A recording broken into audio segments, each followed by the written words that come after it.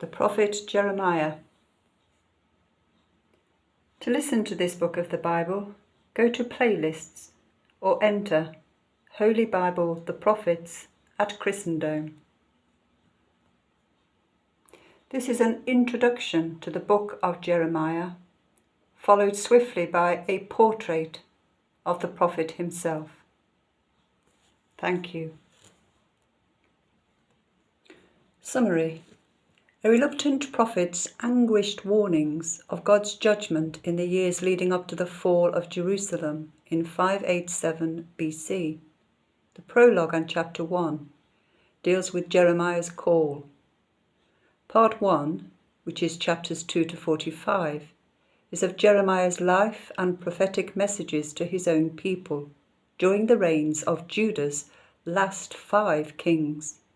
Part 2, chapters 46 to 51, is Jeremiah's prophecies against other nations, and the postscript, chapter 52, speaks of the fall of Jerusalem and its temple to Babylon, exile for the people. Jeremiah appears on the scene about 100 years after Isaiah. He was born into a priestly family at Anathoth, a few miles north of Jerusalem, about 650 BC, and was called to be God's prophet in 627. 2 Kings 22 to 25 and 2 Chronicles 34 to 36 provide the historical background to Jeremiah's prophecies. The power of Assyria was already crumbling when he began to declare God's message to Judah.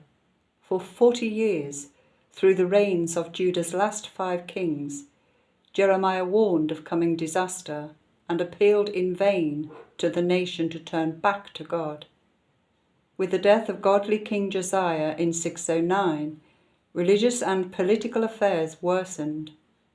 Judah was caught in the crossfire between 2 contending world powers, Babylon to the north and a resurgent Egypt to the south. Babylon emerged supreme to become the instrument of God's judgment on his own people. In 598/7, Babylon defeated Judah and King Nebuchadnezzar put Zedekiah on the throne in Jerusalem. Despite Jeremiah's advice, Zedekiah rebelled against Babylon and precipitated the most serious defeat Judah had ever known.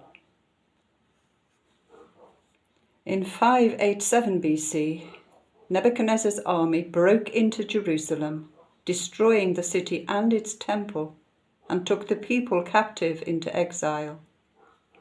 Jeremiah was offered a comfortable life at court, but chose instead to remain in Judah. When Gedaliah, the governor appointed by Nebuchadnezzar, was murdered, the people fled to Egypt, taking Jeremiah with them. As far as we know, he ended his days there, still declaring God's words to those who refused to listen. Jeremiah was not the only prophet of his day. Among his contemporaries were Habakkuk and Zephaniah, and Ezekiel among the exiles in Babylon. For Daniel is set in the Babylonian court from about 605 BC on. But Jeremiah stands out as a lonely figure, isolated by a message from God which made him increasingly unpopular, branded a traitor for advocating submission to Babylon. He was imprisoned and often in danger of his life. Yet this sensitive, unself-confident man never compromised his message from God. He could not help but declare the terrible fate he saw in store for his nation, and he grieved over their stubborn refusal to take notice. The times were dark, his message sombre, yet to write him off as a born pessimist is quite wrong. There is a strong streak of hope running through Jeremiah's prophecies. After the judgment, after the exile, God will restore the joy and prosperity of people in their homeland. And now the portrait of Jeremiah. Jeremiah lived when the political map of the ancient world was being redrawn Assyria was weakening, Babylon rising, and Egypt was eager to assert its authority. The tiny kingdom of Judah, caught in the middle of these great powers, would always have been under threat, but it was doubly threatened by a belief in its own invincibility. A century earlier, Jerusalem had miraculously survived destruction. In consequence, people came to have a dogmatic belief that the city would never fall and that King David's dynasty would not end. It was against this turbulent background and the stubborn refusal of his own people to face the tough political realities of a changing world that Jeremiah's life and ministry was shaped. Jeremiah was born in Anatoth, a village to the northeast of Jerusalem, where his father was a hereditary village priest. Jeremiah was a younger son in what was clearly a happy family.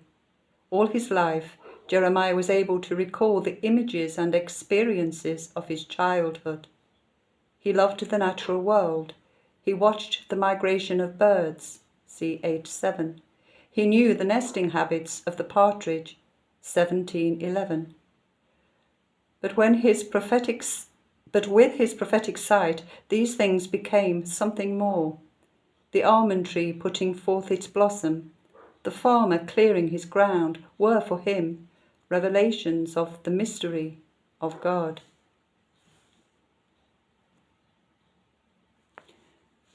And into this life, Jeremiah's call comes.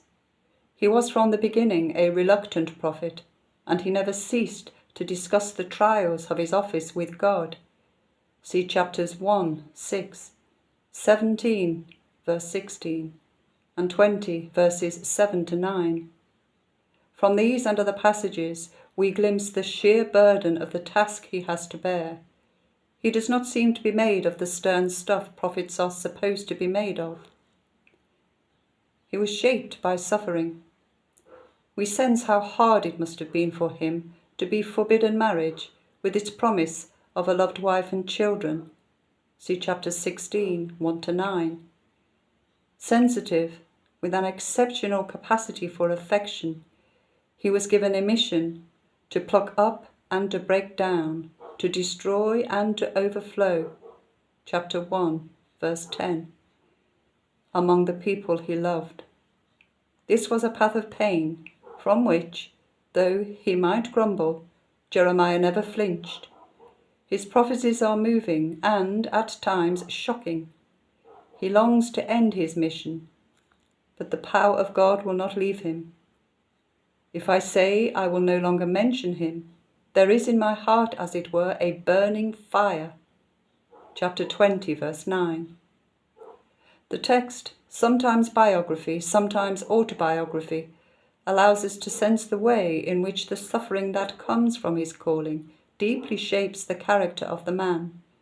His insights grow out of the personal experiences of a life lived against the grain of society, but in total loyalty to God. It is probable that early on in his ministry, Jeremiah was associated with the reforms of Josiah. This involved closing down Judah's high places to center the religious life of the nation on Jerusalem, a move that would bring conflict with his family. There is an underlying hurt in the prophecies of chapter 1, which probably stems from this. From now on, loneliness is a characteristic of Jeremiah's life. Jehoiakim, Josiah's son, was not sympathetic to his father's policy, and in reaction Jeremiah, with another prophet Uriah, came forward to defend the purity of the temple worship. See chapter 7. Jehoiakim saw this as open defiance and ordered their arrest. Uriah fled to Egypt, but was eventually brought back and put to death, whilst Jeremiah seems to have been protected by the powerful family of Shaphan, see chapter 26, who are scribes and who continue to be his support in the coming years. Increasingly now the tiny kingdom of Judah is threatened from the northeast. Jeremiah was convinced that, through Nebuchadnezzar, God would punish Judah for their faithlessness. See chapter 27, verses 5 to 11. He advised surrender without delay. It was a terrible period. The king, the authorities, and other prophets took a contrary view. The people hated Jeremiah. He was banned from the temple. But, unable to abandon his task, he dictated his prophecies to Baruch, and they were then taken into the king. The vivid description in Jeremiah 36 of the king contemptuously cutting off and burning the prophecies in the brazier as they were read underlines Jeremiah's isolation. The warring parties of the court saw their opportunity. This was dangerous defeatism. So they took measures to remove him, and Jeremiah was arrested and thrown into a well. It would have been difficult to kill a prophet in cold blood, so he was left to starve and to die. Chapter 38. Only the intervention of a brave palace servant saves him. Yet Jeremiah was not defeatist. Although, during this long period, he prophesied against the false security of the king's advisers, he staked his personal faith on God's future restoration of Israel by buying a field and carefully preserving the deeds. Chapter 32. He might be called, mockingly, old terror on every side, from his repeated warnings. See 20 verse 4 and also 6:25. 20 verse 10 and 46 verse 5. But he still points to the promise of God, the other side of destruction. For I know the plans I have for you, says the Lord, plans for welfare and not for evil, to give you a future and a hope. Chapter 29:11. That hope was powerfully expressed to the exiled Jews in Babylon in the vision of the 2 baskets of figs in chapter 24, 5 to 7. And at the most tragic moment of his life, when, in Babylon's final attack, all the leaders were taken off into exile, he writes astonishing words of hope. God declares, I shall bring you back to the place from which I exiled you. Chapter 29, verse 14. The prophet, who knew what it was to be shunned and ill-treated, had never lost his own personal sense that God was always with him. Now, at his people's darkest time, he can speak with conviction of the God who will never forget them. So to the new beginning. It is these prophecies that give us Jeremiah's final and lasting insight. Preaching for so long, for his ministry lasted some 40 years. Preaching so long to an obdurate people, Jeremiah became convinced that there had to be a new beginning. The old covenant, conditional on people's obedience to the law, had failed. Jeremiah foresees that it will be replaced by a new covenant, within which God will take the initiative, touching each human heart directly, revealing himself as a God of compassion and overwhelming love. It is a vision of the era of the Spirit, of which Paul speaks in Romans, the law of the Spirit of life. But before Paul wrote that, Jesus himself had turned to Jeremiah for words and images to sum up his own ministry. Often Jeremiah's life resembles that of the bleak passion of Jesus in its powerlessness and utter dependence on God. So it is not surprising that, on the night before his crucifixion, Jesus should bring Jeremiah's prophecy to fulfillment. This is the new covenant, sealed by my blood. Luke 22:20. End of the introduction to the book of Jeremiah.